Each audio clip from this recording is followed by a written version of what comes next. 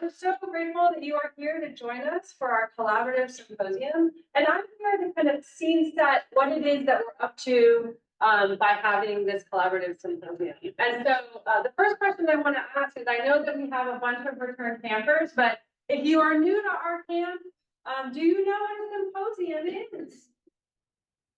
Okay, we've got one. All right, oh, two. Okay, great. So, so one of the things that we wanted to explain was what is a symposium? And the answer is it's a drinking party. No, we are not going to introduce your campers to the fine pleasures of mead. So basically, the symposium is a drinking party. It's a social practice that dates back to the ancient Greeks. And in the ancient Greek world, they would basically gather and have a tremendous amount of food. And then after the food was over, they'd go and they'd retire oftentimes into a square of couches, and they would lounge, and people would come in and entertain them with flutes. Here is a seductive flute player. And then they would engage in a lot more drinking. Still, we're not going to do that because, as you can see, you're not in a comfortable place. You're kind of cramped. So what are we talking about when we're talking about a collaborative symposium? Well, ancient Greek philosophy really starts in the symposium. One of the earliest Platonic dialogues is a dialogue called the Symposium, and it's on love. And what happens to the symposium is that it gets wrecked by Greek philosophy, which is to say, they go and they drink and they eat, and then they decide to sit around and talk philosophy. And so in Plato's Symposium, they're debating what is love. And they all stand and they give their best presentation of what they think love is. And then the next person is like, well, you got it wrong. Let me tell you what love is. And then the next person's like, you both got it wrong. Let me tell you what love is. So that's kind of the vibe of Plato's Symposium. And one of the things that we like about that model is that they're asking fundamental questions. They're asking questions that are really important, that we structure our whole lives around. And they're trying to offer arguments and reasons. We think that's a really great way to be in the world. Socrates said, the unexamined life is not worth living. However, we were a little kind of not excited about the kind of combative nature, of that original Greek symposium. So one of the things that we wanted to do was kind of add the idea of it being a collaboration, that on some level, the reason why we are actually having this conversation is that we all kind of want to get it right. It's not that we want to be right, it's that we want to get it right. And so what we decided to do is try to add this element of collaboration. Now, this really dramatically changes what the symposium looks like, even with the Greek world, right? So here is a quote from Plato's Republic. It's one of my favorite quotes. Socrates is in conversation with a bunch of young men, trying to convince them away from studying sophistry towards studying philosophy and the true love of wisdom. And he says, I don't suppose that it has escaped your notice that when young people get their first taste of arguments, they misuse it by treating it as a kind of game of contradiction. They imitate those who refuted them by refuting others themselves, and like puppies, they enjoy dragging and tearing those around them with their arguments. So when I first came across this when I was an undergraduate student, I felt seen. I was like, oh, I really, I was taken down, and so I'm going to take down other people. So we want to change that. We want to think about the way in which the search for truth actually is a way that we build each other up. I think that Socrates was aware. He was aware that when you are in a culture that really values presentation, it really values showiness, it really values entertainment, rather than the hard work of getting something right and doing it right, it can look a little unsexy or whatever. And so he is here, I think, not being very kind, because he's really focusing in on those young people, right? But he actually knows it's true more broadly.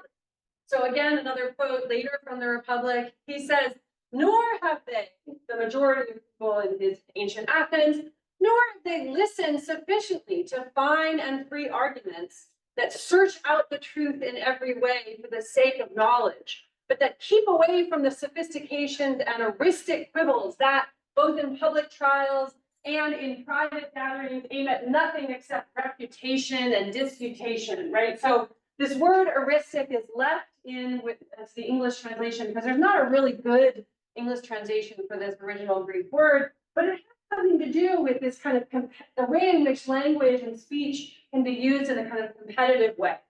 And he says the majority of people have not listened to fine and free arguments. Instead, they just listen to debates.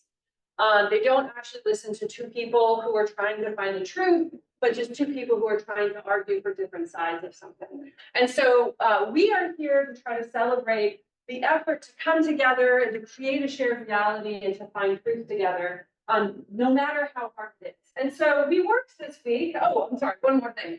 So he says, here's another way of thinking about the search for truth.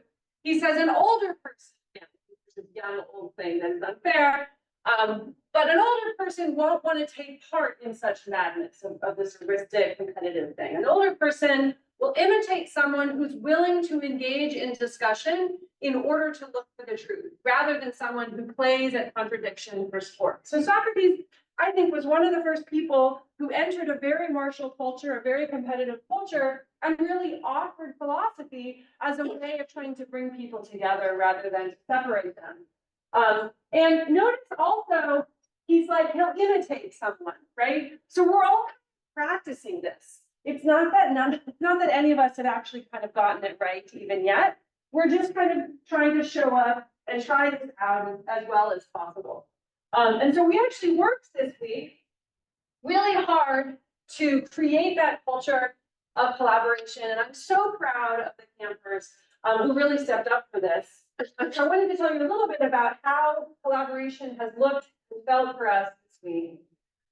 So first of all, we did a lot of community building activities, in part because we believe that trust is really important for learning.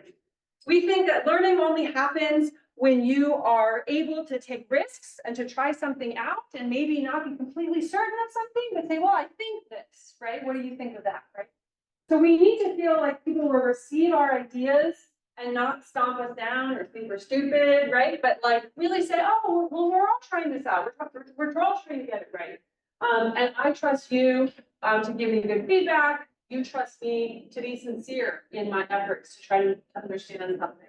So we worked hard to build trust among each other.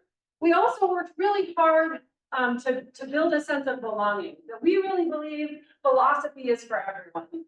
And there's a moment in life, if not your whole life, where philosophy is something, and so everybody belongs in our camp. We also really encouraged campers as they came to their group projects to think creatively. I mean, we already had this creative form at the outset of this Platonic dialogue. It wasn't just like, you know, prose, but there was this back and forth dialogue that we created by some of our first Western philosophers. So we wanted to encourage our campers to also be creative, and you'll see that in their presentation. We also really encourage them all to try to take a role in that presentation. So you'll see that we try to get them all speaking, but even beyond the speaking, it was in the design of the whole presentation. We wanted them to really have impact and all of them be engaged, rather than just one person tells what everybody else to do. And the final thing is kind of try to understand what progress looks like in philosophy. So I think so often when you come to a philosophy class, a very easy thing is to come away and say, well, there are no right answers. But the thing that we think is really important, it's not that we think the most important question is not, you know, what's the right answer, but can you think your way through it? And that progress happens when you come to something and you're like, I've never thought about that before. And progress is like, oh, okay, well, here are some options that I need to consider, right? That's progress. Or maybe I've considered those options, but I really don't understand them, right? So maybe I need to actually deepen my understanding of what those options are. That's progress too. So getting to the right answer, that's the end of history. That's way over here. But there's all these little steps along the way that we think of as progress. So we worked really hard in this summer camp to build that culture among ourselves as campers. And we actually wanted to do this collaborative symposium, not only to give our campers yet another opportunity to practice that collaboration, but to widen our circle and then to invite you into the collaboration as well.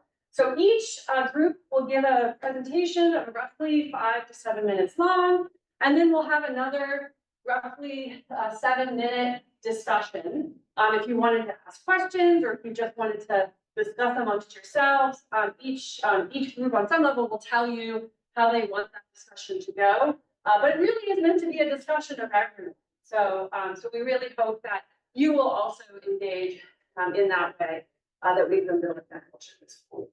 So with that said, I'm going to turn it back over to Stephen.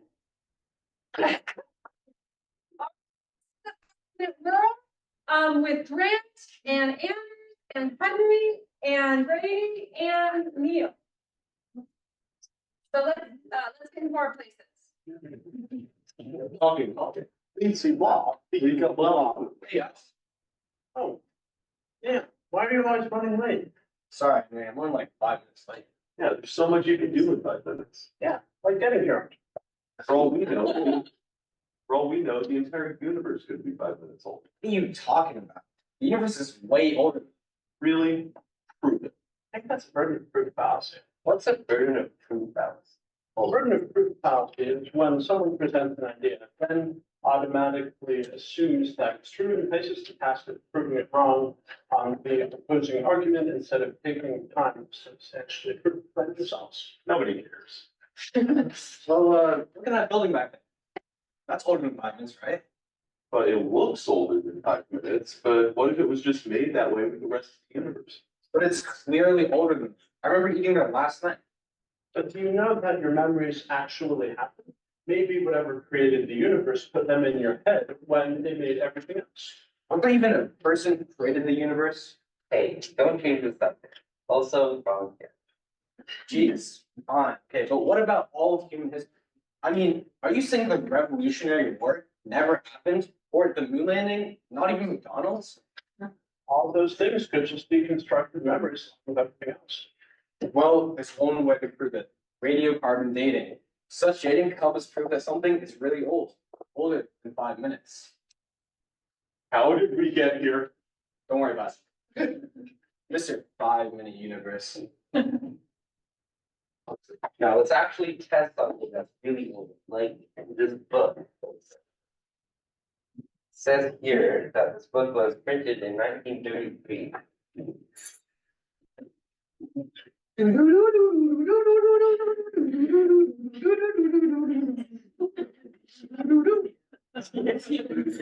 Well, looks like the machine is done. Oh yeah, it's way older than 5 minutes. See, I win.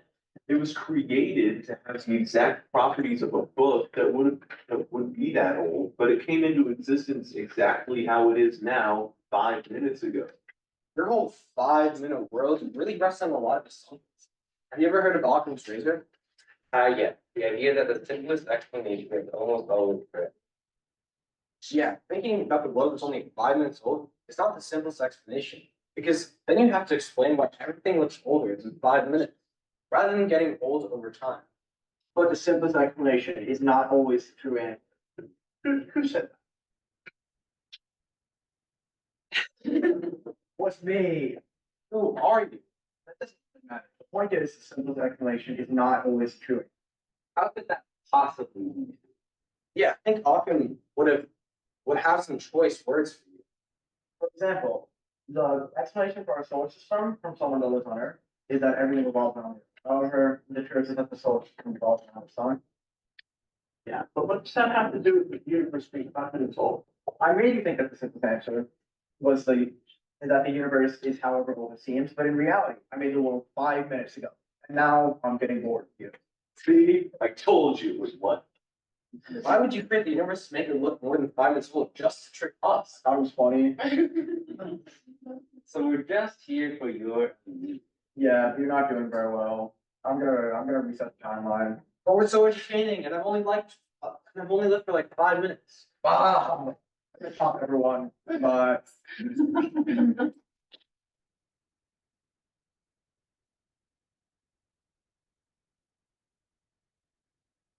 Wait, does something feel off to you guys?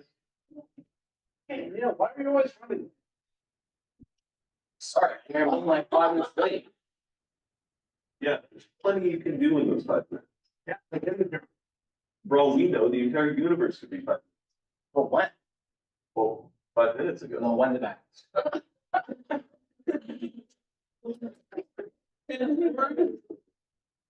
anybody have any questions? All right, so pull it to the side here, pull it to the side here. So explain I'll interview you. So, explain to us how these principles were kind of motivating the skit that you were talking about. So, what makes a good argument or a good theory or explanation is three things. First, simplicity. It doesn't require much assumption or explanation, and it's based on established scientific theory. Second, it's not very ad hoc. It's the explanations that it creates shouldn't be specifically tailored to counter evidence or to fit other arguments. Third, it has more explanatory power. So it's able to purposefully and well explain other phenomena connected to it. We can't disprove this theory exactly, but we can assume it's not what's actually happening because of these reasons. So why does the 5 minute universe kind of suck? It's not simple. The theory takes a lot of explaining and contemplating to actually make any sense to someone. It's too abstract. So to make any sense, you would have to add on individual explanations for every objection, which is indicative of a weak explanation. And it can't really explain that much. Sure, the world could be 5 minutes old, but why? What would be the reason for making it the way it is instead of some other way? Are we being tricked by someone? Why are we being tricked by? Well, why would this be funny? Stuff like that. Good, questions? Yes. Yeah, so, so the reason for defining it, it sounds like it's something which is independent of the mind. So let me explain what I mean by, let's say, saying that this theory is not good. But let's say there is a CPU on some planet X. And that EP finds this theory quite simple. Is it possible? On another planet, someone could find this to be more simple, yeah, so. In which case then, for them, the theory that the universe was created by minutes ago is a better explanation, that must be true. It's not that it must be true or not that it's inherently true. It's just that it's easier for us to assume that it's one way based off of these reasons than to assume it's another. So, one quick follow-up. So Yes. you're saying that it is better to go with a theory that appeals to us other than what might be true. Effectively, yeah. I mean, there's no, in philosophy, at least, there's no certain way to know that anything is true. We don't know for certain if we're going around the sun or if we're going around something else. But it works the best for us to believe that that is true, for either the sake of science or for mathematics or our own thoughts at night. Okay. You just shown that you are a driver. We have another hand in the back. Take the 5 minutes universe. So 5 minutes kind of flying, right? Yeah. But then where do you draw the line between 5,000 years, 5 million years, 50,000 years, or 5 million?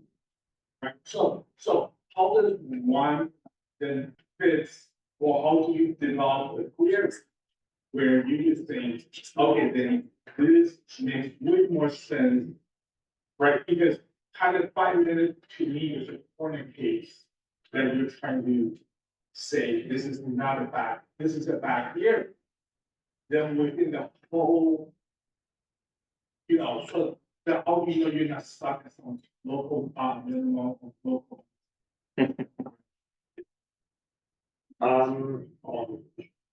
Yeah, so, I mean, any of those explanations could be true.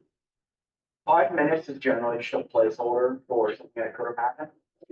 Yeah, and like, we don't, again, in philosophy, we don't really have the substantial evidence, I guess, to prove that anything happens one way or another. It's more through logic and reason, from my understanding.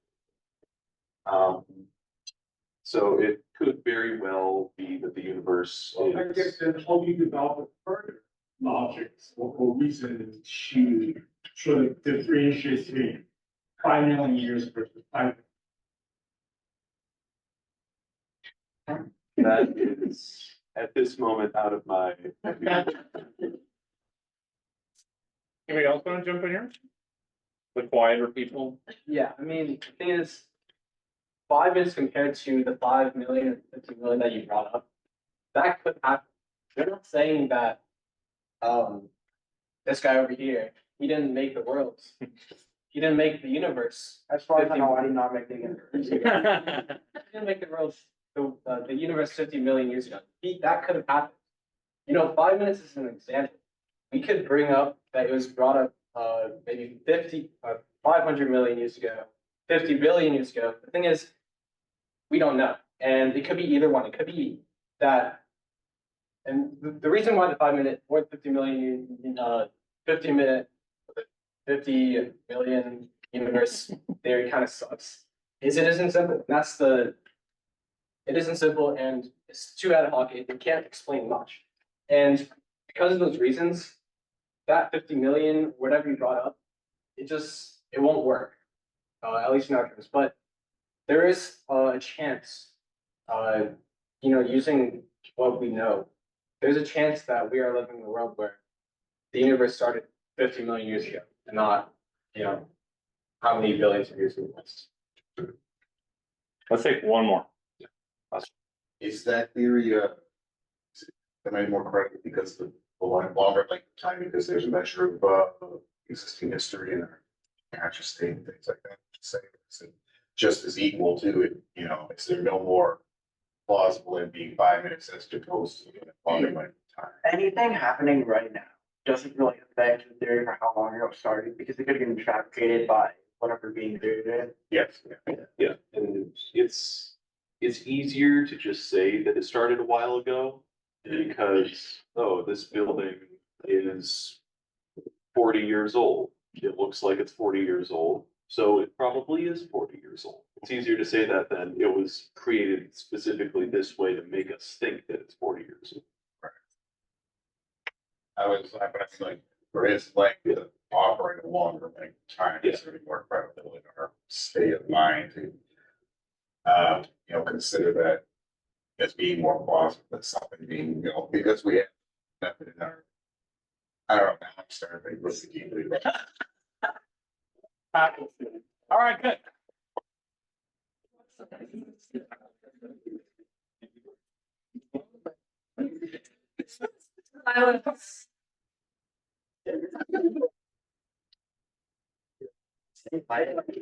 Hold on, are we ready? Please stand by. Can you guys introduce your names as well? Hi, I'm Noah. Carl. Thomas. Parker. Andy. It's kind of. I'm Steven Still. Uh-oh. No, it's okay. It's all great. Okay. Just go. We good? All right. Once upon a time, there was a student pondering the nature of reality after summer camp. Pondering. I'm pondering. Oh my God. Why are all the spiders in here? So much of spiders man more here. How'd you guys get here? Well, I'm here because he's here. I'm here because he's here. I'm here because you're here. I'm here because he's here. I'm here because he's here. I'm here because he's here. I'm here because he's here. I'm here because he's here. I'm here because he's here. I'm here because he's here. We don't like circular logic because now we don't know why anyone is here.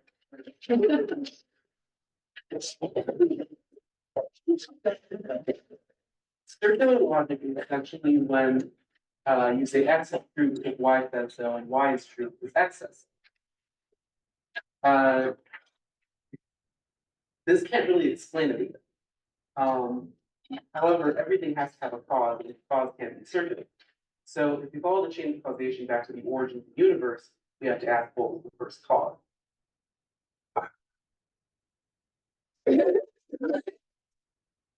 I imagine I'll make this terrible situation here disappear, and so we're gonna look at some dominoes. So, what caused the first domino to fall? What caused the cause? There is no first domino. When did it start? Where did dominoes? For example, in infinite regress, one having to equal two, two having to equal three, three having to equal four, and so on. Nothing in the chain of caused by something. How do we escape the endless chain of causes?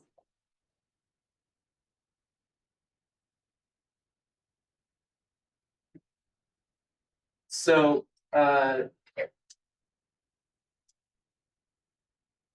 since there has to be a first cause, if the infinite regress can't be circular reasoning, there has to be some kind of first cause. Many people then jump to the conclusion that this first cause is kind of godlike entity. And then we find ourselves at the taxi cab fallacy, which is this idea that you follow a pattern until your destination or what you want to believe in, which in this case would be God, and then you stop interrogating after there. So when you identify God as the first cause, you just stop interrogating there as to ask what caused God. And then that brings in these sort of like three options to explain the origins of the universe, but not closed off to the possibility of there being more than three options. But these are the three that we're posing. Everything is explained by something else in an infinite series, which is like infinite regress. Something has no cause, which parallels more with circular logic, or something causes itself, which is sort of where we get into the taxi cab fallacy with a belief in a higher power, a belief in a creator, a belief in a God, not God in any specific moral implication or religious sense, but just God in the sense that something, a being that created us. So now we pose the question to you guys. What is the best option and why do you feel that way? Maybe you feel like there's a secret fourth option. And then you want to post that. Let us know your secrets. Or not.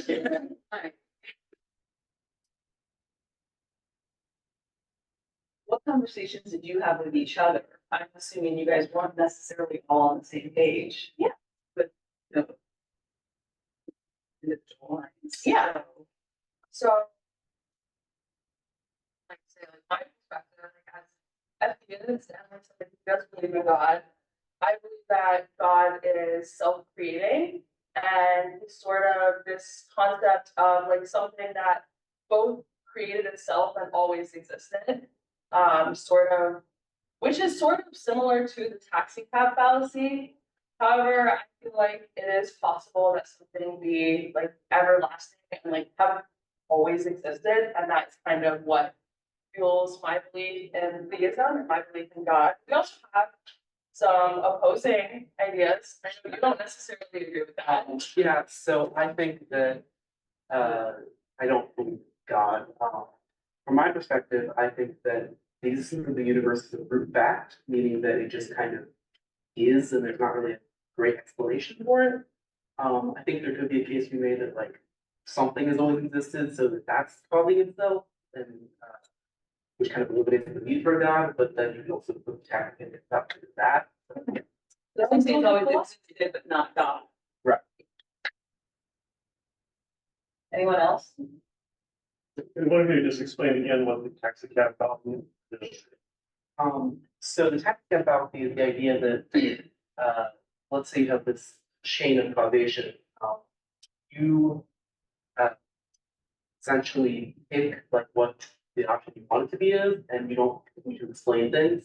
So like, for example, in this situation, let's say you have someone who believes in God, and thinks that God is the first cause.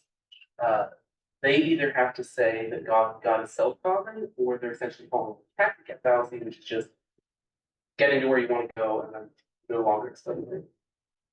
It can also be applied to like other sorts of reasoning. So look at like some people are like gravity exists because gravity just exists. Stop there. Like gravity is like self-causing. It's just a brute fact. Sure. Like no I said. Or some people might believe that there's something else causing gravity that like maybe is a higher power that these like laws of physics and laws of gravity that we observe in our natural world. I don't know if that clarified it or made it muddier. I thought it'd be some kind of story involving a text. You take the taxi where you want to go, and then you get out and you discard the taxi. So the taxi is like a metaphor for your line of reasoning and the patterns that you follow to get to a conclusion. But when you get out of the taxi cab and you reach the destination where you want to be, which in some cases might be a belief in God, you just get out of the taxi cab and you're like, okay, I don't need to explain causation anymore. God is the final cause. Or you keep going. Or you keep going, yeah. Infinite regress. So you're in the taxi and keep going, you're in the taxi. It's always taxi. Or Uber. With fallacy. Maybe one more question, or we're doing all right? Oh, good job.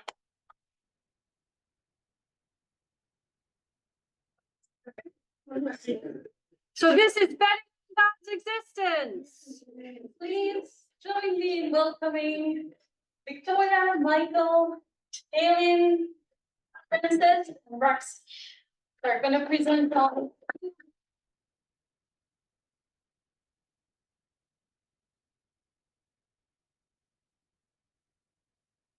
Pascal was a Christian mathematician from the 1600s. Pascal's wager is meant to answer the question, is it useful to believe in God? The wager states that a belief in God is the best fit because it has the best possible outcome. Okay, this explains Pascal's wager. So if I believe in God and God exists, I will gain the infinite reward of eternal life. And so if I believe in God and God does not exist, nothing happens. So it's like neutral.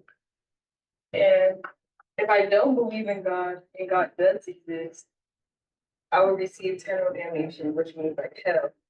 So this is better than this because this one is neutral and you won't have like a bad consequence, but this one will. And then if I don't believe in God and God does not exist, nothing happens as well. And so we can see the expected value of this one and this one. And we can tell that this has the best possible outcome. So believing God has the best possible outcome than not believing God. This explains his wager. So basically, okay, so we wanted to do a poll to see who agrees that Pascal's wager is a good way to decide if it's useful to believe in God. So I guess just raise your hand if you agree with Pascal's wager.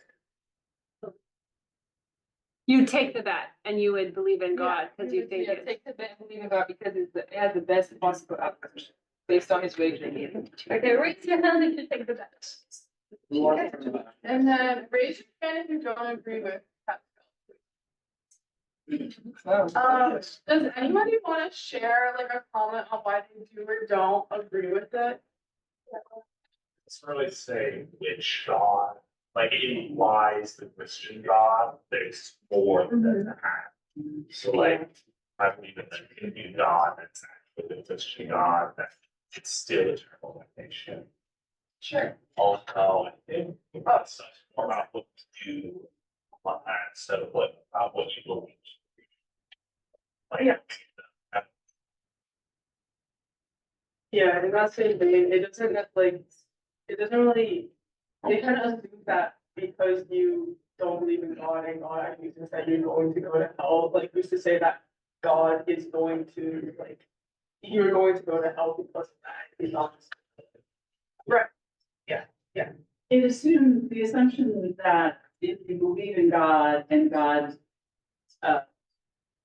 I'm sorry, the assumption that if you don't believe in God and God exists, nothing, which is the one that nothing happens, right? So if I believe in God and God doesn't exist, or I don't believe in God and God does not, then nothing happens. I mean, I don't know, is that a correct assumption? Maybe you know, you live your life differently if you believe in God than you would if you didn't. Right. And then you're wrong. So, there's a lot of objections to Pascal's wager. We picked, we each picked one to share with you guys. So the one, I picked was the, insincerity objection. And it's the idea that just because you choose to believe in God to gain a reward or to avoid punishment doesn't prove you have genuine faith in God. And like an example I thought of to explain this is if you get in a fight with someone and you apologize to them just because you don't want to be fighting with them, but you're only apologizing to them because you want it to be over, you're not showing that you care about their feelings. You should apologize only because you're genuinely sorry and care for them. And then Pascal's answer to this objection was that they said, I think Pascal argued that while initial belief might be pragmatic, engaging in religious practices and community can eventually lead to genuine faith over time. And I personally said that I think the assumption that any person will find genuine faith in God is too general of a statement because you don't know every single person's mindset going into faith practices. That's my objection. The second objection is called the moral corruption objection, and this objection is saying that believing in God as a gamble will lead to moral corruption that is based on some. And Pascal's answer to this is that his wager is only meant to be seen as a starting point to your faith, and over time, committing to those practices within that faith will develop genuine moral and ethical values. The next objection is the many gods objection. The objection says that we have no way of knowing in which God to believe in, therefore the wager becomes ineffective. The answer to that is Pascal suggests that it's reasonable to believe that to believe in the religion that has the most potential benefit and the least potential harm.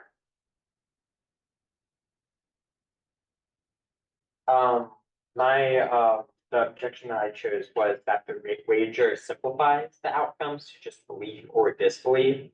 But there are many different religions, afterlife, there are different forms of afterlife with their own heavens and hells, and there's different gods and all that. So it creates complexity and there can be unknown consequences to this. The response to this was that the wager focuses on the most significant and straightforward outcomes for simplicity, and the wager emphasizes choosing the option with the best potential outcome amidst uncertainty. By betting on the Christian God, who promises a clear reward and punishment, individuals can make a rational choice given the stakes. I personally don't agree with the response to this because why would you make a claim like this with just simplifying it, and as well as the fact that the Christian God, why is Christian God the best choice for this?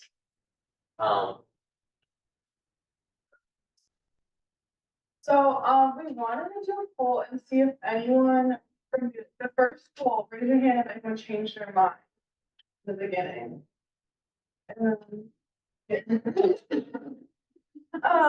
Does anybody have any questions or comments or thoughts?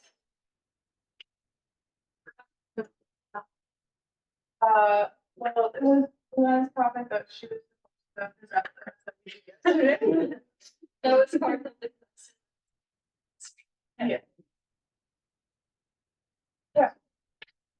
It's all based on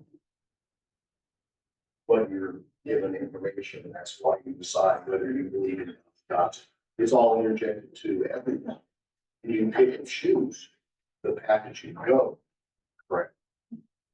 But who's telling you what to believe? There is one Christian God. There are many gods of religion. You choose to pick or pack. Choose that by someone interjecting information to you. Correct? You just don't magically come up and say, oh, I believe in one God. They brought it to you. So that's what you believe. Kind of like yellow journalism. Right. They'll tell you what they want you to believe. And if you perceive that's what is correct, then that's what's correct in your thought. Yeah, I mean, I think a huge part of it is a lot of people just don't know. So it's hard to make an assumption. Okay, so on that decision matrix, like where there's like infinite positive value, it's infinite positive value for me. Right? Correct. Okay, so then I want to go to the many gods objection. Okay, so it's not that I have a choice between I'm Jewish, the Jewish God, and the Christian God. We don't really have a sense of eternal damnation. I want to say, and it's not a choice between like Zeus and the Christian God. I want to have a choice between a Christian God and some other like Christian God, right? Where the Christian God is like, if you don't believe in me, everybody's being damned. All right. If you do believe in me, everybody gets saved. Okay, so now, should we believe in the Christian God or the Christian God? So do you want to? Well, so the big thing with Pascal was that he was a Christian and he was pretty biased towards the Christian religion. So this table doesn't necessarily talk about gods in general. He's talking about his God. So. Also, Does that answer your question? I mean, it does, but I don't think I'm not happy with the many gods answer, right? Because like that's what's at stake in the many gods The answer. point of the many gods objection is that it makes this whole thing just not work in general. I see, because I could upset one god by believing in another god. Yeah. Okay, so it's a different objection. Thanks. That really helps me. I think the other thing is like, I believe in God, God does not exist, nothing happens. Like, one breakdown of that would be, if someone does believe in, like, let's say the Christian God, and they sacrifice and live this faithful life, and then he doesn't exist, then someone could argue, well, you wasted a lot of chances to have fun. Yeah. Nothing happens, saying, you could argue, like, well, you did, you gave, like, such. Oh, yeah, there is another version of this which had, instead of nothing happens, they do add that, like a negative, N, I believe, just for an out, like what you did I think it to was believe. negative time. Like, Yeah, negative, time wasted. yeah, time wasted or N or like whatever, value you want to put in, to, this one, which can definitely come, which can definitely play into the, So that's it. One more, because we need to take a break. Go ahead, let's take this one. You are one of the cameras. I just want to make a comment about the young man. There was things like Richard Dawkins said, there is no such thing as a Christian child. There's like children of Christian parents. Same thing with Jewish and Muslim. It's what it's taught to you, not what you, the word of adoption.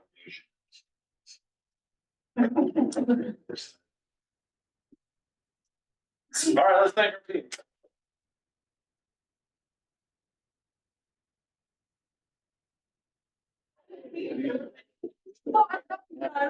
All right, welcome back. We're still here. Let's get started on the spin half.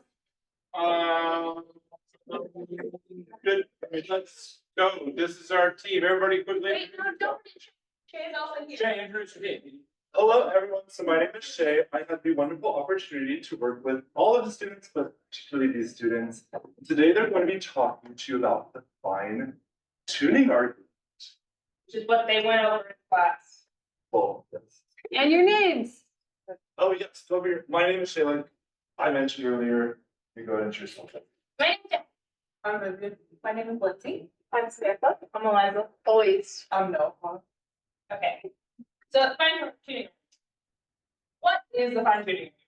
So the basic definition or explanation of the fine tuning argument is that it is the conditions of the universe. It is that the conditions of the universe are so optimal and complex that they could have only occurred because the universe was created. Some of the ways that we talked about it is through the idea of the watch, but the one we chose for this presentation is the phone. Highly complex, is used for many different reasons, but has specific parts of it for specific reasons. Like you have to see the screen to be able to look at the clock. A bunch of other things that you can do on a phone. There's many things you can do it. Anyone else able to think of something complex that could be somewhat similar to our world that has specific use and works almost perfectly for its use? A chair. Yeah, that's fair. Anyone else? Otherwise, I can just go. Okay. To what extent are we finding?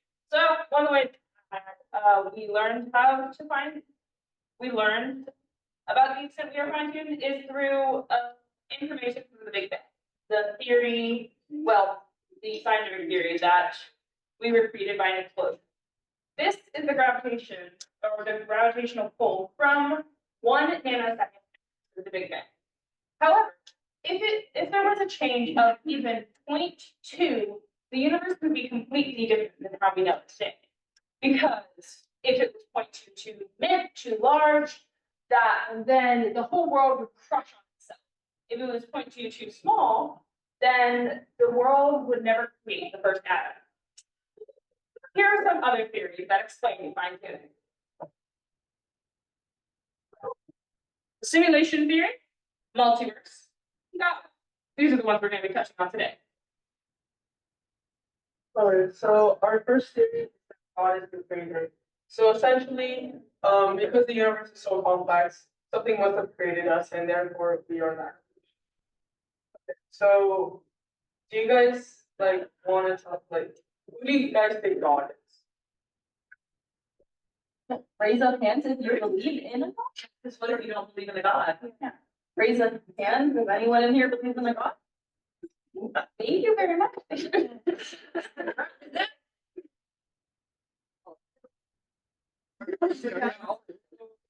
God is essentially, we phrase it as God is essentially the greatest entity in the universe. And of course, there's many different perspectives on who God is, depending on the different religions and different views. So you got the Christian God, Abrahamic, and Buddhism, and more. And so now the question is, why might God be the answer to this question? So typically, God is the answer to explain why the universe is created, because it is very simple. It's a very simple definition and example. People typically like to find comfort in a lot of things and simplicity, and God offers. So for example, yeah, God is often the explanation of fine-tuning to the fact that God, just faith, is more affirming and comforting. And compared to a complex view on the world, so here are some examples of why God could have created the universe.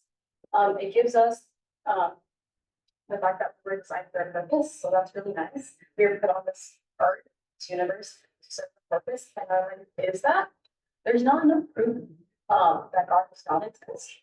And God theoretically is the only greater, powerful one to create the universe. So this also kind of God solves the 5-minute world crisis that we were talking about earlier today, just because it is such a simple and affirming answer. All right, the next theory we're going to be talking about today simulation theory, in which theoretical hypothesis stating that what people perceive as reality is actually an advanced technological world controlled by And it doesn't have to be a little bit. yeah, so is our world like The Sims? In the Sims game, players have the ability to control the lives of ordinary people. And we would really just our role because we could possibly be having a programmer control our everything.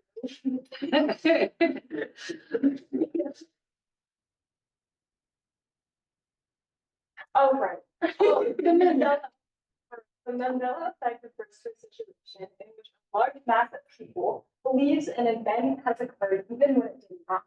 This shows glitches in reality, which is further proof that life, as we know, is a simulation. Alright, so in Star Wars, there's this really common phrase where Darth Vader reveals himself to be Luke's father. So for a show of hands, who thinks that the quote is Luke, I am your father? Alright, show of hands, who thinks it's no, I am. Alright, so the correct thing is no, I am your father. It's just been a common misconception forever. And then another one is the Monopoly Man, and what one's correct. So raise your hand, show of hands, who thinks that Mr. Monopoly wears the monocle, which is the one on the left? Okay, who thinks it's that he doesn't wear one? Okay, so he doesn't wear.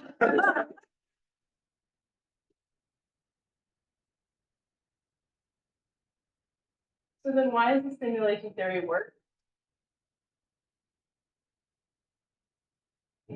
So the big thing against the theory is that we can't be perfect. We're not perfect.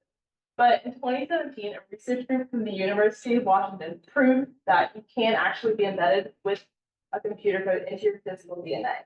And this made it clear that what we had previously thought to be biological reality of our DNA was actually computer code, which kind of disproved the theory that we could not be embedded with computer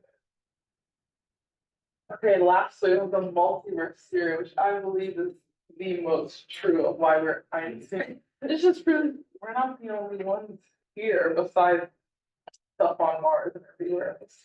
Okay, so we've already seen versions of the multiverse in media, like Spider-Man, when all of them showed up at the same time. This is showing that there are multiple versions of the same person, but just created in different universes. It might not always be the exact same version of you, because one action could change your entire life, just like how all three Spider-Men are different.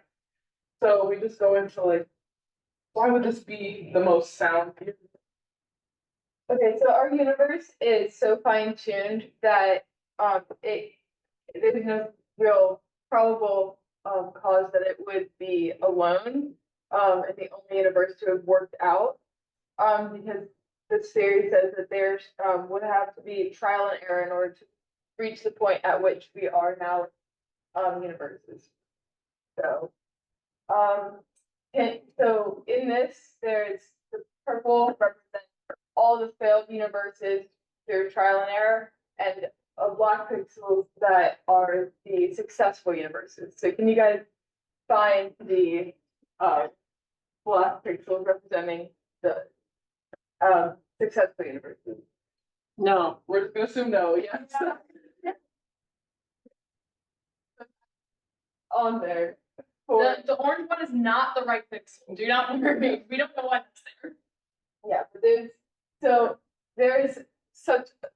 in this theory there would be such a small amount of successful universes due to the fact of how many trial and errors, but probably It just shows that there could be multiple universes within us that are just a number of infinite ones before us that just maybe those ones are too hot or something else is wrong with them, and then we just happen to be the perfect one that made it here today.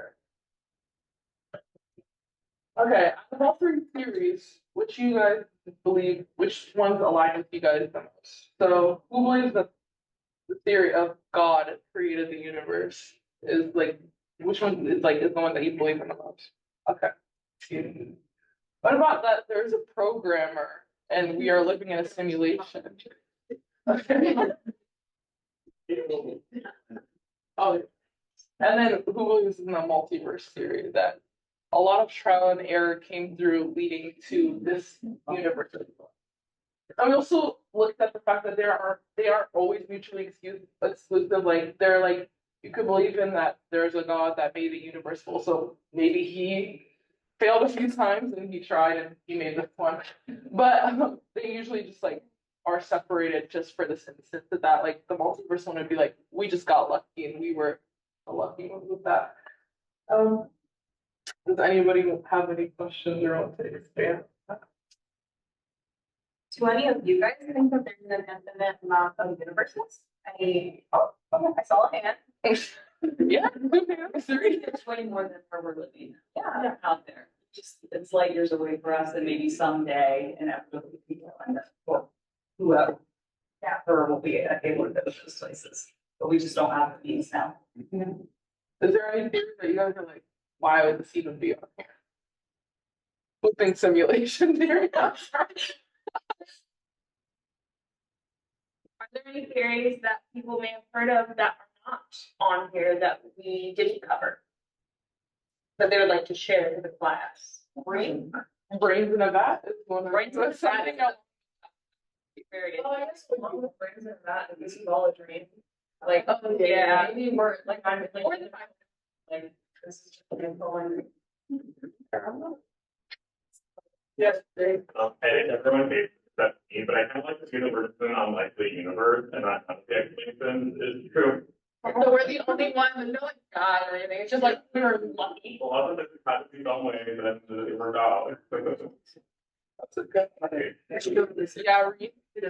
theory is similar to brains in the vat, but like the heat death of the universe has already happened, and it's kind of just atoms floating around, atoms in infinity, and they just happen to take the form of a brain, which is everything I'm experiencing now, just brain stuff happening. So I'm actually just a brain floating through space.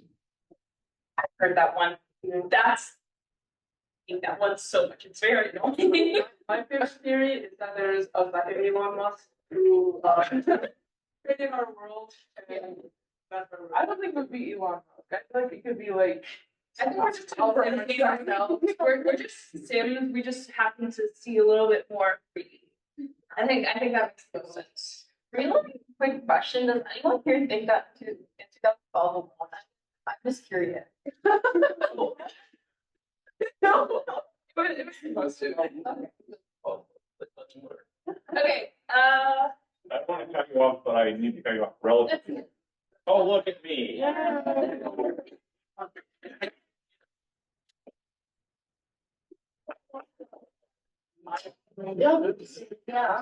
Hello, we're discussing the problem of evil, and I'm really pleased to introduce Tim, Sam, and Markel. Thank you so much.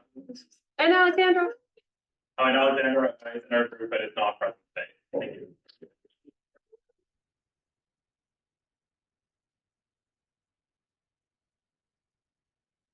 Alright, so there's the problem of evil. Evil exists. Even though the evil God is, in this sense, is all good and all powerful. And there's things that are evil, like miserable lives, war, violence, natural disasters, and some other things that you may come across that might seem like or deem as evil stuff.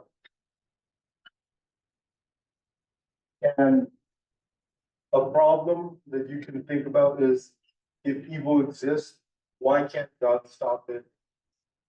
If God can't stop evil, then does that mean he's not powerful? If God won't stop evil, does that mean he's not all good? Okay, so there are like a couple different arguments for like why evil exists. And the first one is the free will argument. That's basically saying that God gave us free will, and he's not the one who created evil, but humans created evil using their free will. So God isn't responsible for the evil in the world. And so like examples of human caused evil would be like war, violence, cruelty, and oppression, because they're all caused by humans against others.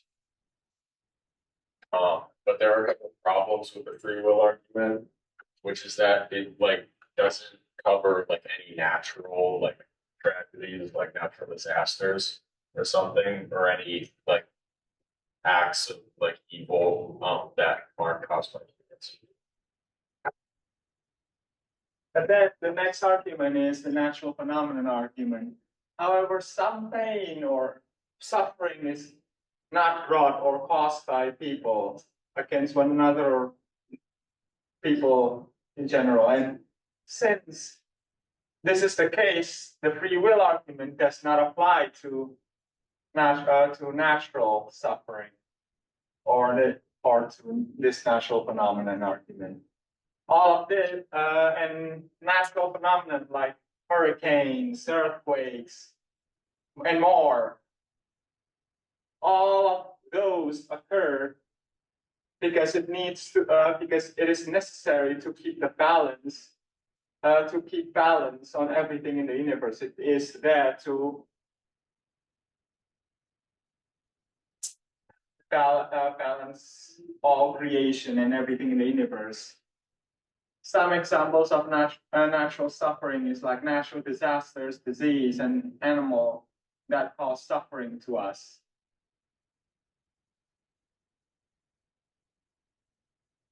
And about that,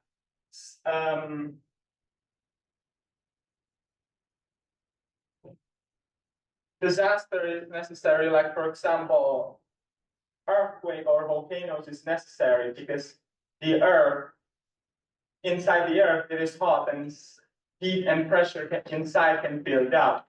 If earthquake don't occur to release all the pressure and heat inside of the earth, then maybe our planet will be flooded by lava, kind of like a kettle with its spout being covered up completely. Then where does steam come out?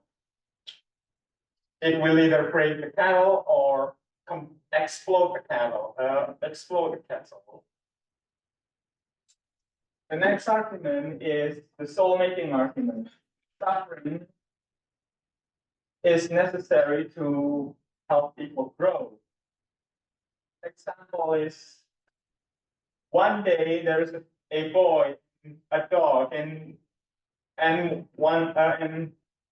the dog steps on a thorn, and the dog is suffering from the pain from that thorns, but that causes the boy to have compassion to the dog and helps the dog, and the dog becoming much more brave after that suffering, which in turn causes that suffering to bring more good. Making a good soul or suffering that makes people grow is like forging a sword or making pottery, because you need to forge the sword, melt it, heat it, and then smash it with a hammer on an anvil until it becomes a perfect sharp sword to defeat your enemies. But some suffering might not all suffering can cause you to grow, but you still have the but all suffering can still have the potential to make you grow, but you can still decide to either grow from it or not grow from it because of free will. Which of all these arguments are the best? Do you found free will satisfying? Why or why not? Do you found the soul-making argument satisfying? Why or why not? Any question, opinions about this presentation? And thank you. This is all our presentation.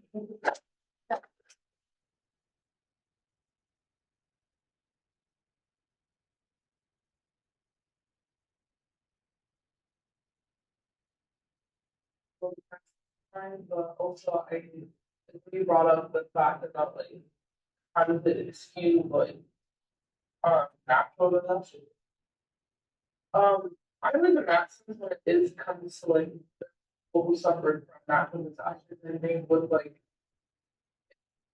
we are given free will and we are allowed to build a society, build a place, a home, wherever we want. I think that is now just like I see it as like, okay, God is like, well, regardless, I need to make an earthquake just to like fix the earth real quick. So I do think at that point, it's like you choose to where you go, you choose where to go, where to build your life.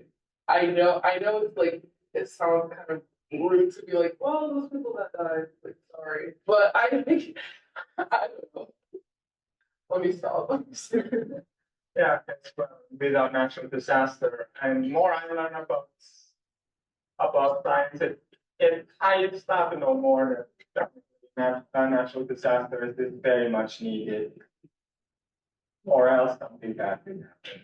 I have a question actually about that. I guess the thing that I'm confused about with the natural disaster argument is that if God is good and is all powerful, why not create a natural world that doesn't require that kind of balancing that brings people to suffering?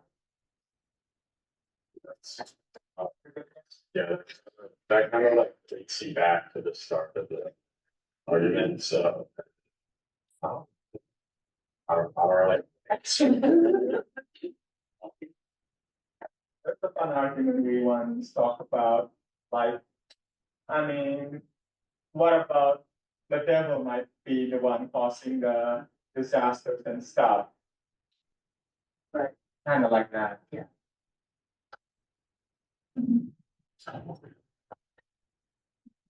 Okay, what is your question? Sorry, I see someone raise their hand. Brand. What's up? Okay. Okay, it's like maybe obsessively morbid. Like, what if what if a planet with the least amount of suffering be devoid of life? Yeah. But what about a planet with life that having a really good time all of them? It's like philosophy camp 24/7, Jay? Oh. Any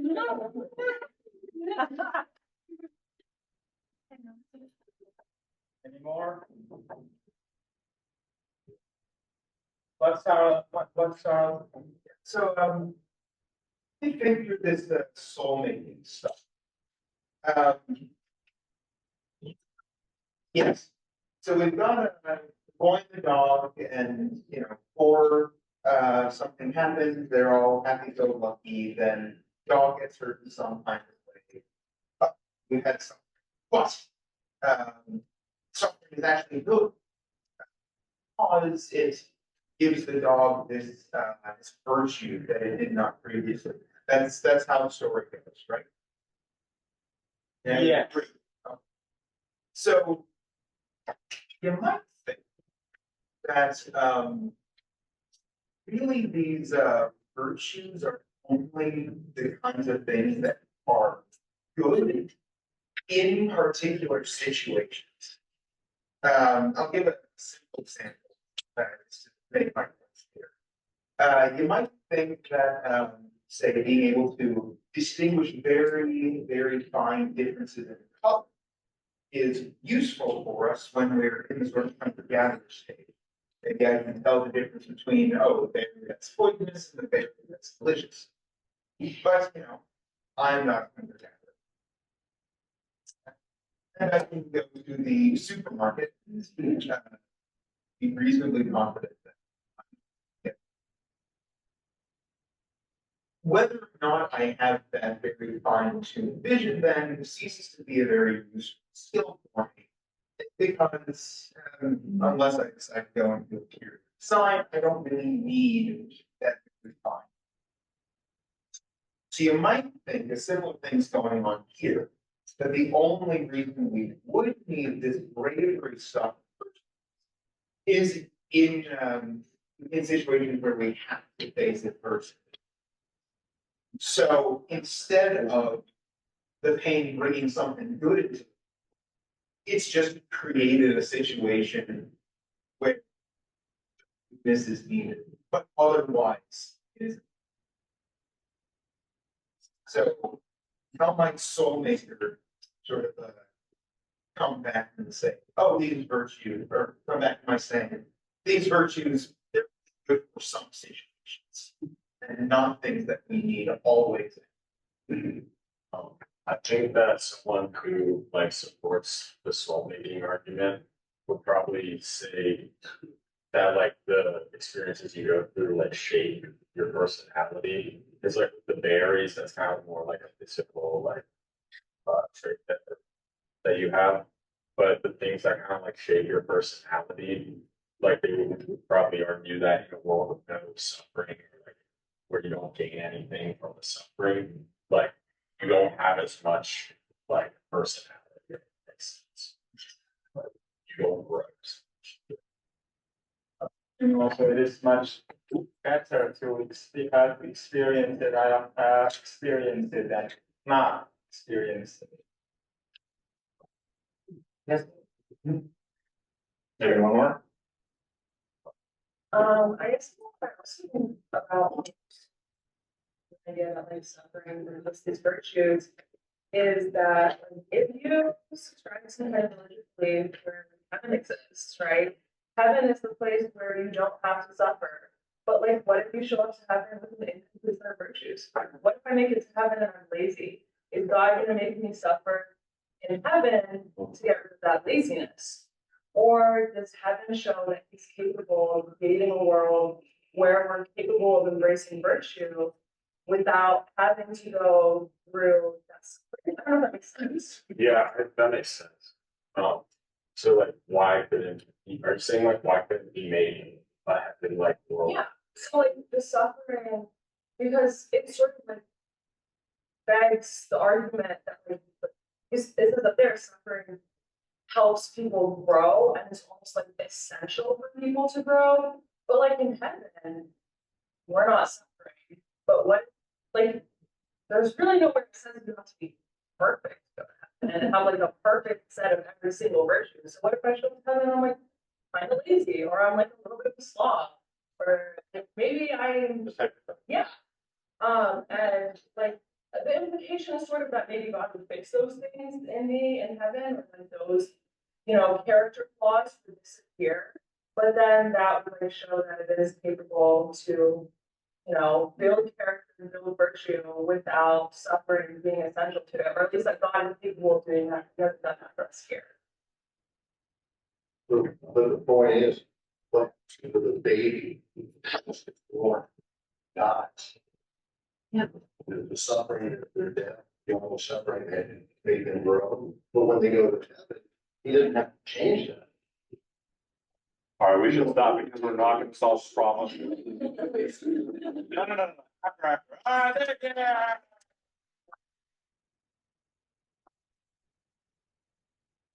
Here's our last group, Charles, introduce them. Yeah. All right. So, like Steven said, this is our last group. So I invite you to stay in your seats just a bit longer and engage seriously with the question, what is faith and why is it important? Presented by, let's see if I can do this quickly. Boana, Maya, Roxandra, Jeff, Anthony, and Reed. Woo! Go.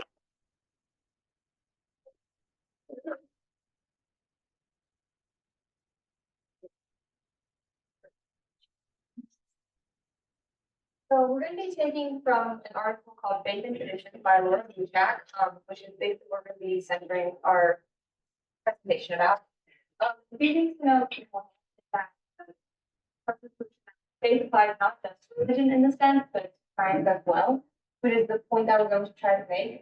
Not just science, but science is their focus here. It's been described as trust photographs, maybe you've heard of.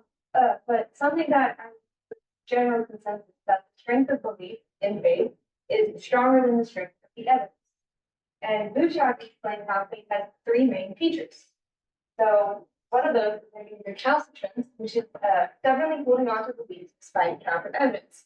So your beliefs aren't going to be changing with every piece of new information that's coming through. You're not going to be switching from one side the other day and going to the other side the next day. You hold your belief first and stick with it for a while. So an example would be scientists, they hold on to theories until like new evidence and new thoughts or theories come forth that they like seriously have to consider switching sides. Like if someone says, "Oh, you're wrong," they're not going to be like, "Oh, maybe I am wrong." They're going to stick with it. And there's going to be people who are on the other side, even though there's the same evidence, and that leads to gestalt. And an example of this would be the bunny rabbit, the rabbit duck.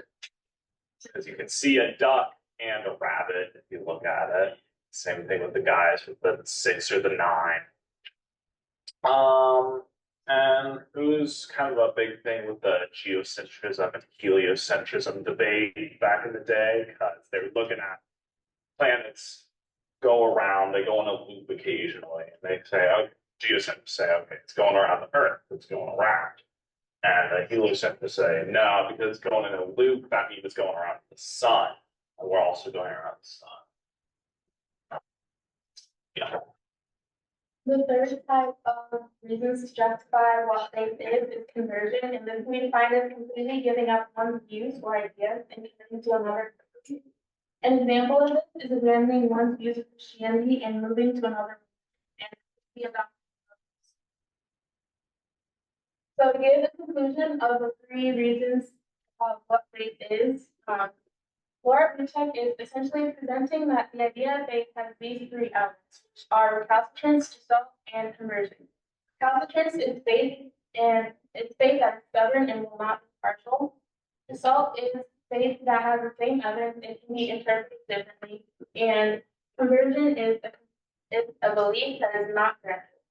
What do you guys think faith is, and why do you think it's important?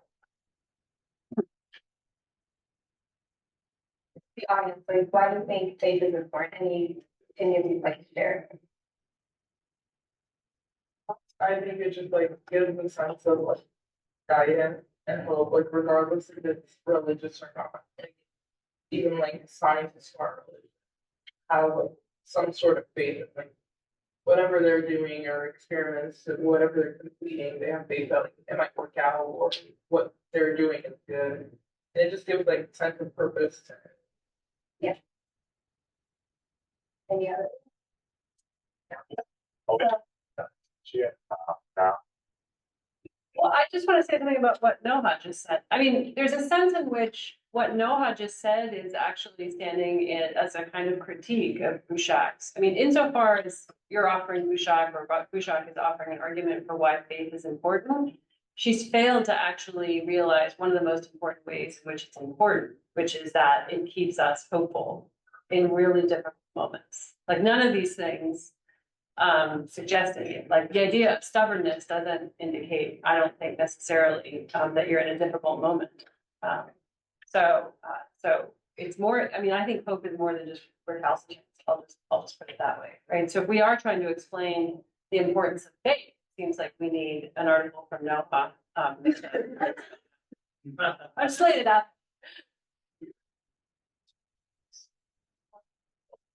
So we're going to kind of explore that. So Bouchak's theory that these 3 things are good, actually, recalcitrance, gestalt, and conversion. But then the question is, how does this relate to science?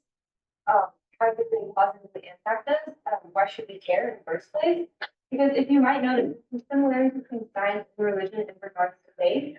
Science holds some of the same characteristics of being stubborn, holding on to your belief, the different opinions on the same evidence, maybe with a abrupt or quick conversion. So we're going to explore that. Science and faith are similar in terms of community benefits. Community benefits refer to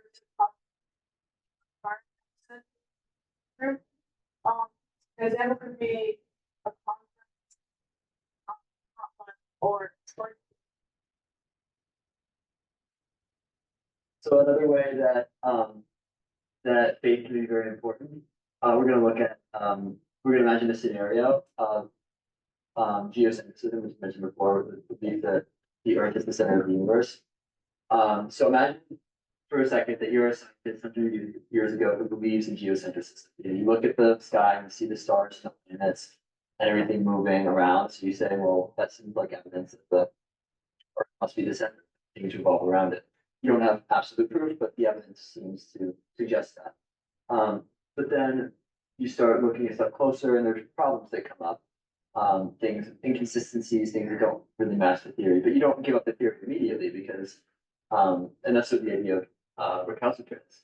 You try to make it work, but then eventually maybe there's a breakthrough that is enough to say, okay, I was wrong. And the sun is the center of the solar system, the Earth that goes around it, and stuff like that. But was it bad that you believed what you believed, even when evidence started to suggest otherwise? Bouchard would say no, because faith leads to deeper insight and understanding. It could be you understanding other things about the solar system and about orbits. Just because your theory was wrong doesn't mean other parts of it weren't true, because they were. And also, just the fact that we believed that in the first place was what led to our current understanding heliocentrism. If we hadn't believed first that the Earth was the center and then found those problems and kept looking and found more and more problems, we wouldn't have come to the belief at the time that we did that that heliocentrism is the better model. And the fact that we looked more in depth, we found before switching our belief, we found more problems, which led to a stronger reason to believe the other model. Basically, by finding more problems with geocentrism, we were able to find more reasons to believe heliocentrism at the time. Obviously, now we have more evidence, which would bring in other factors, but that's what helped us at that time. So that's basically another reason it's important to have faith, which is deeper insight and understanding, and stronger reason to believe what it is that you believe. Provide the sense of purpose and helps people navigate life challenging times while maintaining hope for the future. It encourages incorporating the community into your behavior over time, which is then going to stir things like kindness, service, and generosity. Ultimate faith has a lasting positive impact on individuals and societies, shaping their decisions and priorities on the long run.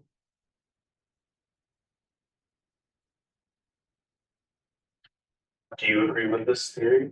How do you think it could be improved?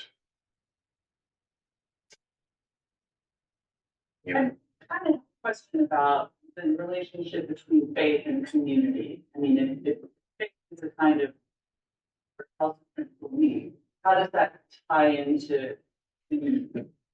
Usually it's a group of people that believe in something, and usually there's benefits to being in a group.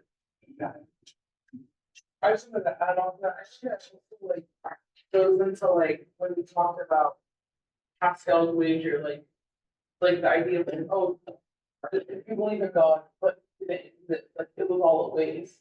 But it's like maybe it wasn't all a waste, like the community you had or whatever brought you together to have that joint like thought of like this is the God we believe in, all we believe in. And that helped you throughout your life. You made a connection with people like that.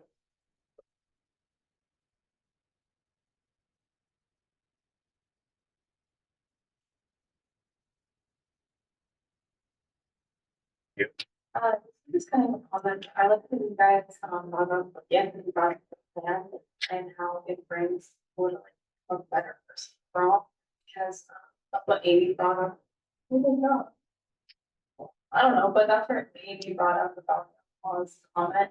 That faithful, and I think that's something that Sean part of religion that it keeps people be faithful and stretch them to become better. It's not better. Sorry, I also just think like the true part about it, you like said that if we didn't like stick by our like views of like what essentially was ended up being wrong about geocentrism, like we never would have gotten to the truth. But like sometimes it is kind of good to be stubborn if it means like eventually we'll find out. Like because if you could be so stubborn, then someone else can be like, I'm more stubborn than you. I'll figure out the truth. I found it. So, yeah, I like that. All right, thank you.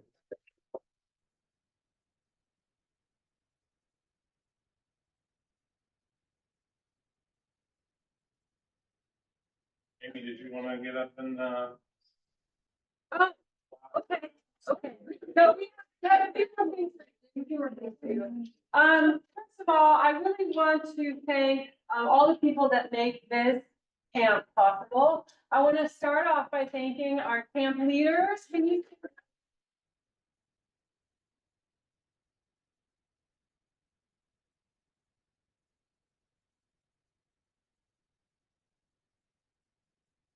Don't know is that they are directly involved in the design of this camp, and not only could we not have carried it through in terms of actually running the sessions, but even in the design of the camp, we really kind of leaned on them. So thank you so much. We're so grateful for you.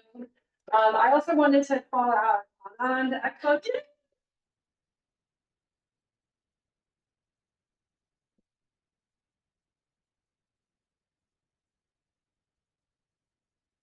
Missions and making sure that communication before camp began was all smooth. And again, we would not all be here if it were not for your labors. So thank you so much. We also have people that we want to thank who are not in our room. Maureen Allison, we would not have been fed if it were not for Maureen. We would not have our not have our time. So grateful for all the quick and easy, she made it so easy for us. Susanna Bell, we also want to thank so much. Nobody would be paid if Susanna, we would not have a room in University Hall. This Jake was explaining to me, you would not have had a room in one of our breakout sessions if she did not step in really quickly to make it happen. We and the Department of Philosophy are so grateful for our partners, a student group called Minorities in Philosophy. We would not be in this space today if it were not for that partnership that the department has with that student group. They make it possible for us to access the Ohio Union. I also want to thank Trisha McPherson. He is another faculty facilitator of this camp. If we didn't have such a tremendous buy-in from our faculty, they all came and volunteered their time. Lisa Downing, we're so grateful for her presentation. Richard Samuels, Eve Lynn, did I forget any of the presenters? Trisha McPherson also gave a presentation. So one of the things that's amazing about this camp that's very different from other camps that happen at the university is really our whole department is super invested in this and really give all their time and sweat and love. It's a labor of love for us. We had so much fun. I personally want to thank Stephen and all.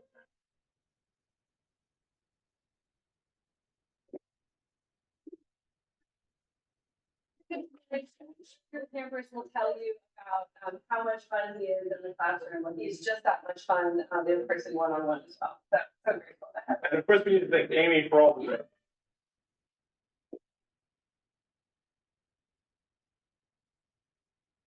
One more person not in the room we need to thank is Jacob McDavid, who helped me with. Yes.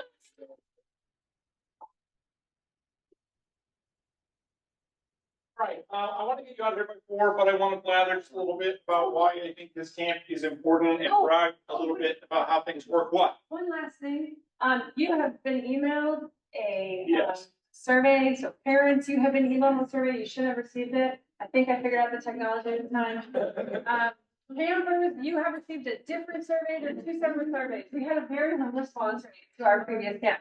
But we don't get better if you don't take the time to tell us, what do we do well? This is a new camp as well, so we're super hoping that the parents will weigh in about what worked and what didn't work. How can we make it better next year? And the campers can give us some insights. We posted, for instance, some like possible themes for next summer. So we would really, really, really value your input.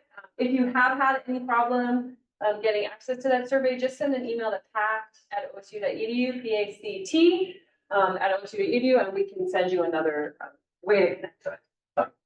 Yeah, sure. Great.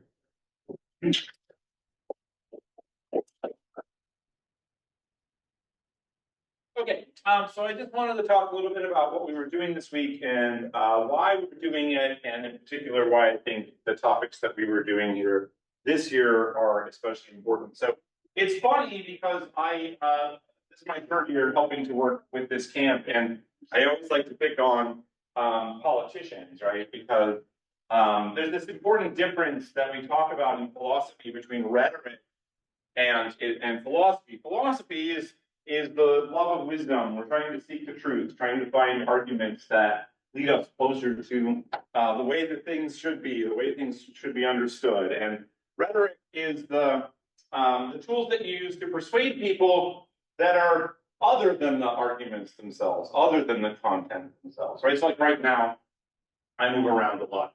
I raise my voice a little bit. I wave my hand, and sometimes I get distracted and make silly jokes. That's all part of my rhetoric, right? There's nothing wrong with rhetoric. Everybody has rhetoric. But sometimes, and it's funny to do this today, because last night is just maybe a perfect example of why some forms of rhetoric are very unhelpful.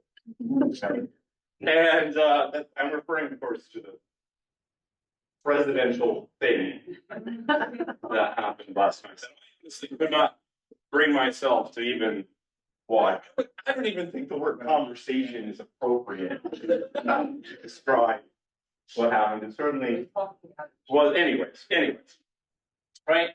One of the reasons I think philosophy is so important is because it trains us to do something that really matters. And I want to talk a little bit about what that is. So this year's theme was science, faith, and reality. And in a way, what we were focused on is topics in what we would call epistemology for the most part, which is the study of knowledge. And you got to see a little bit of the scope of what we talked about this week in these presentations.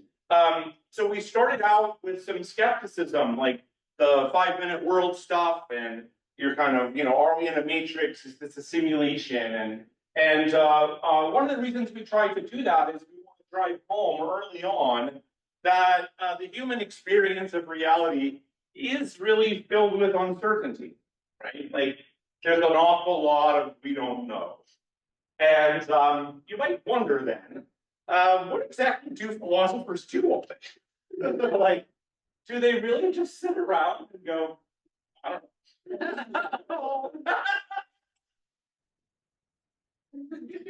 It is common in all philosophical discussions to come to a point where we all just sit around and go, I don't know. Yes, that is a very healthy and important skill, right? But yeah, I think what tends to happen is we as humans are uncertain creatures, and uncertainty is scary, right? It's especially scary when it's about something that matters.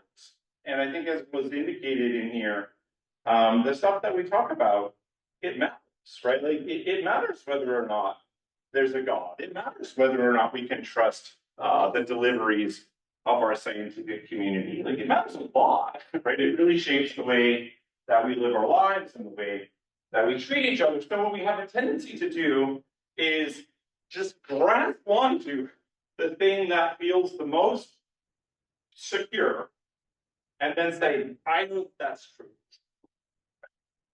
And so there's kind of two things that we want to do in training people in philosophy. One is just to be able to like hold your beliefs just a little less tight. Right? Just to remember, you don't really know. Not for sure. Right? Not for sure. Even really, really obvious things, like the world was made more than 5 minutes ago. Right? The world came into existence more than 5 minutes ago. Yeah, sure, of course it is. Right? How do we know that? Lots of people. We have tons of science from all kinds of different fields, astronomy and geology and things like that. There are, plenty of reasons to think that it's older than that. But it could be, imagine a weird scenario where we might be wrong. Yeah. And it's good to be able to just go, well, maybe I'm not as sure, right, that I once thought. But that doesn't mean you should just sit around and say, I don't know all the time, right? Like it is actually important to try to believe some stuff. And this is kind of the point that came up in that last presentation, which was based on the last session that we did about the role of faith. And in particular, the way that Buchak defines faith. And it's important, as Amy and some others pointed out, to realize that the concept faith is very big and it's used in many different ways. And so we're, not suggesting that that's the only way to think about it. But the way that Buchak fleshes this out is that it's a kind of a commitment, right? And it's important that we have a commitment because then that allows us to go deeper. Yeah. And you'll see this in philosophy all the time. So like my home in philosophy when I came here, in 2004 to start working on my dissertation, I worked in ethics, right? And in particular, I was then and still continue to be what I call a virtue ethicist, right? Just a certain way of doing ethics, right? Some of my colleagues are not. Some of them are consequentialists, some of them are deontologists.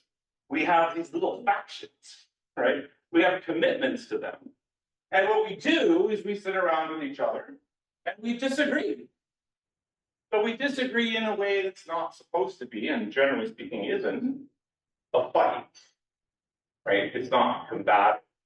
And one of the things that came up a few times, and every time your campers would say something like, you know, when you're talking to someone, your opponent says this, and I would go, whoa, hold on. They're not your opponent, right? They disagree with you. Yes, the disagreement might be very important. Yes, you might be right and they might be wrong. And it might be really, really important to get to the bottom of that. But they're not your opponent. Right? Not supposed to be in this together. And by digging deep in various ways, having these various commitments that we have, we can actually be helpful to each other. One of my favorite moments today was I was working with the group, you know, the group I was in, the one that did the silly Spider-Man domino thing.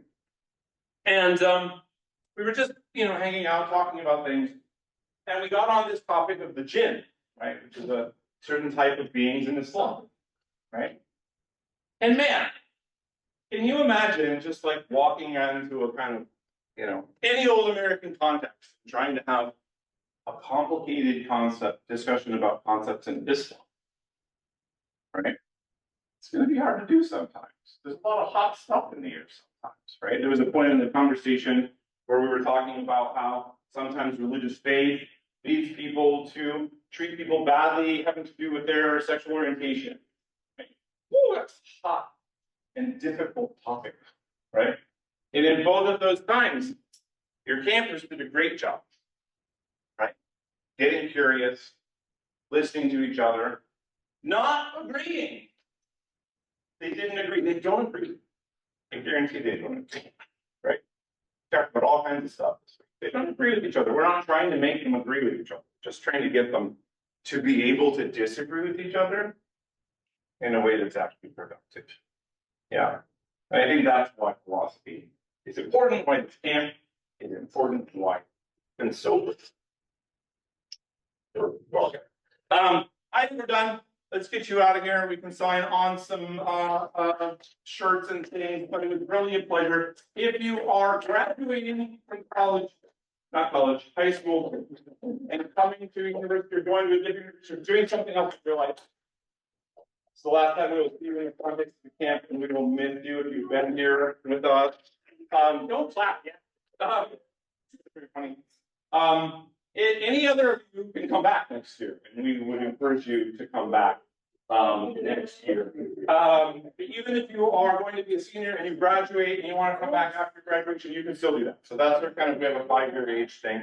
If you know new people coming in, people who are currently going into 8th grade, will be available for us next year. Recruit us some good people, and we'll keep doing this thing. So thanks all.